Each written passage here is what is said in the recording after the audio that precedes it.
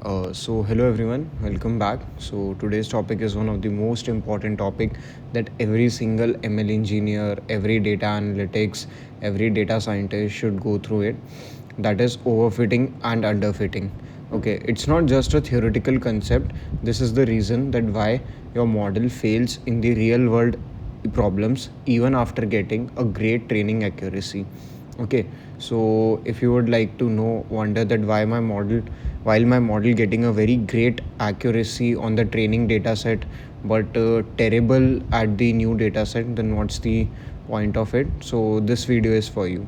Okay, moving forward towards the section 1, that what's the actual goal of machine learning. So simply machine learning is used to build a model that generalize. Okay, meaning it does not just memorize the training data set, but it actually learns and solve the patterns so that it can perform well on the unseen data also. Okay, so now there are two ways a model can completely fail at this. Number one is the underfitting. This is also called as high bias. The model is too simple, it cannot even capture the pattern in the training data set. Okay, think of trying to fit a straight line through data that clearly shows a curve. The line just misses everything. Both training error and test error are very high. Moving towards the second point, which is the overfitting. Okay, this is called as high variance. The model is very complex. This showcase that the model doesn't just even learn the pattern, but it memorizes the noise also, which is present in the training dataset. It fit every single data point perfectly, including the random fluctuation that doesn't even mean to be a part of training dataset. Now there comes a very sweet point, a sweet spot in the middle that is called as the good fit, where the model captures the real trend without chasing any of the noise. Think of it like the way imagine you're studying for an exam. Underfitting is like barely studying, you don't know even enough concept to answer anything. Overfitting is like memorizing the exact question from the last year paper. You can answer perfectly, but when the moment in the examination hall, when they ask something slightly different, you lost. The goal is to actually understand the concept. Okay, so moving forward towards the next section, which is the bias variance trade-off. Now, bias variance trade-off is the most fundamental concept in the machine learning. This expect test error of any model can be broken down into three parts. The expected test error can be given as bias square plus variance plus irreducible noise.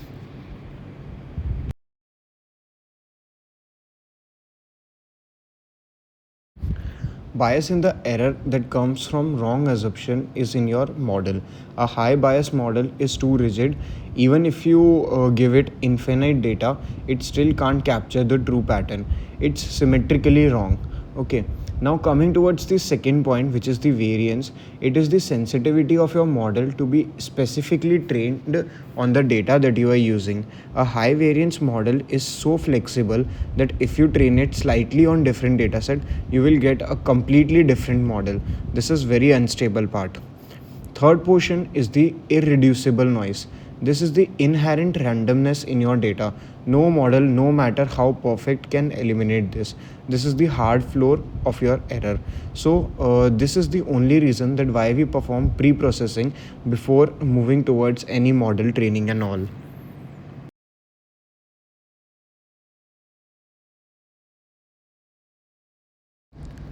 Now here is a picturization of a dart board. You are throwing darts and each darts in your model predicts different training set. Top left showcase low bias, low variance. All the darts are clustered at the center. That's the goal. Second is the top right. High bias, low variance. All the darts are clustered together but away from the center. That is consistently wrong. Third one is the bottom left, low bias, high variance, dart centered on average but all over the place. Moving forward towards the last part, which is the bottom right, that is the high bias, high variance part, the scattered and off center. This is the worst case. Section 3 comprises of the complexity curve.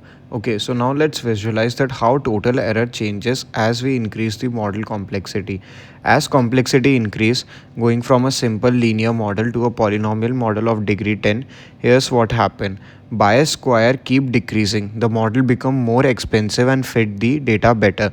Secondly, variance keep increasing. The model become more sensitive and unstable. Third one is the total error, which is the sum plus irreducible noise forming a U-shaped curve or a ball shape. There's a sweet point in the middle, and that's the optimal complexity. To the left of it, you will see underfitting, and to the right, you will see the overfitting.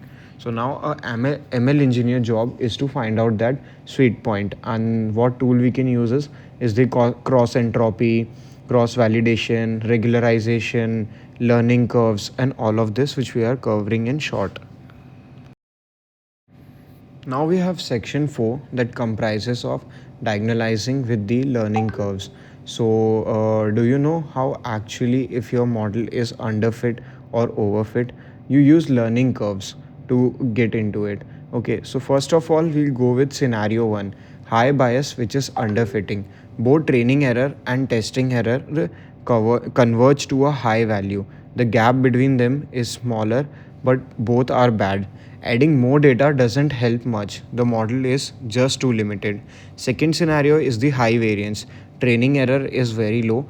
Test error is much high. There's a large gap between the two curves. The model is memorizing the training data but not generalizing it.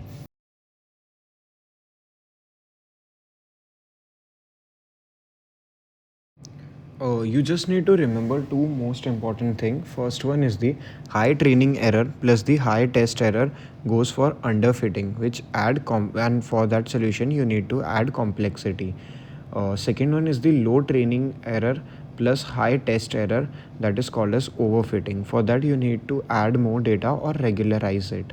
Okay, now moving forward towards the section of the regularization, we have seen about the L1 and L2 regularization in the previous video also, where we have discussed about the regularization and the lasso regularization.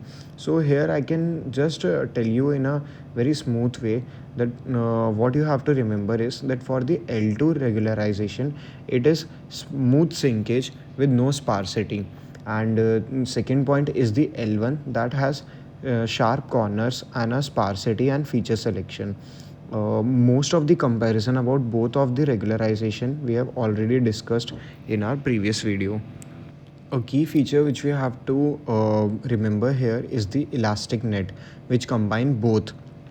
You get the L1 sparsity and the L2 stability, especially useful when the features are correlated. Okay, so now moving forward to this towards the next section, that is the dropout. So now let's talk about the regularization specifically for the neural networks, and that's we called as dropout.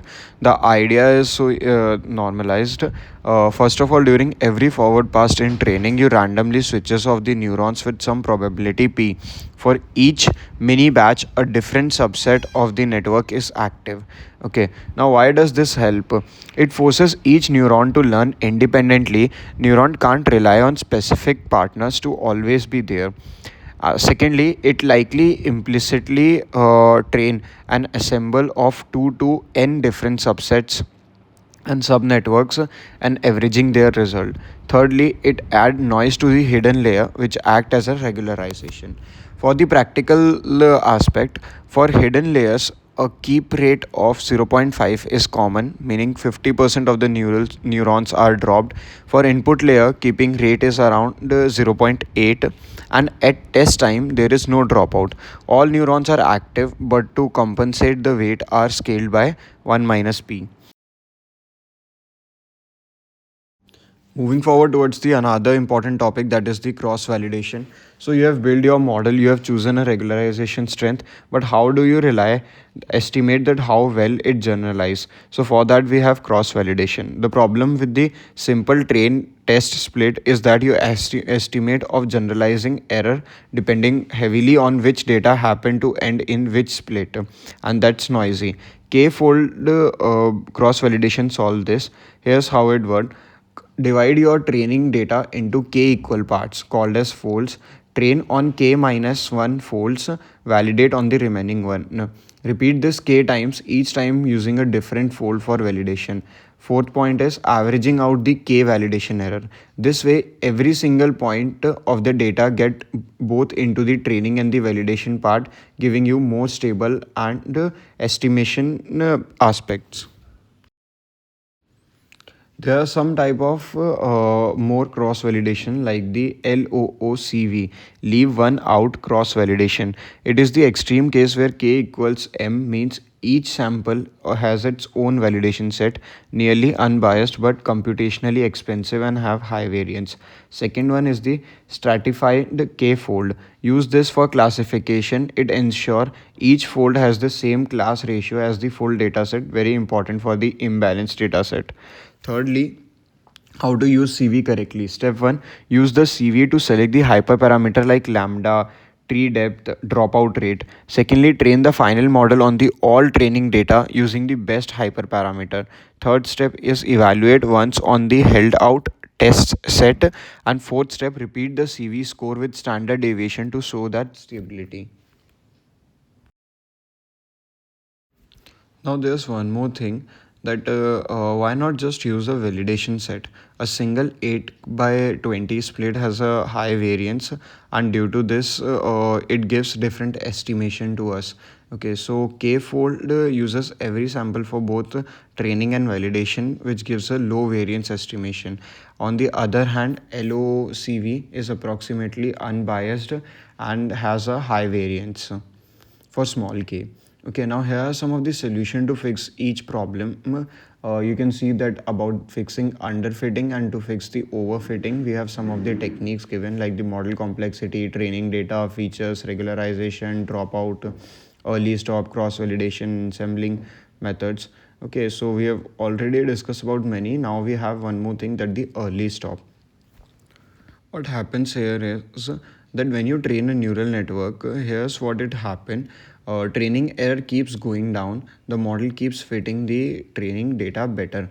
Validation error first goes down, then at some point of time it start going back up, and that's overfitting begin.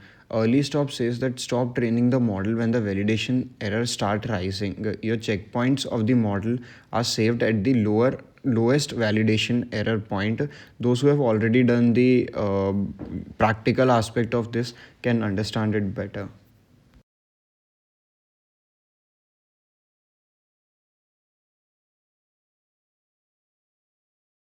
So here we have concluded with the overfitting and underfitting, the bias variance trade-off, learning curves, L1, L2 regularization, dropouts, cross validation, and the early stop. Okay, so thank you.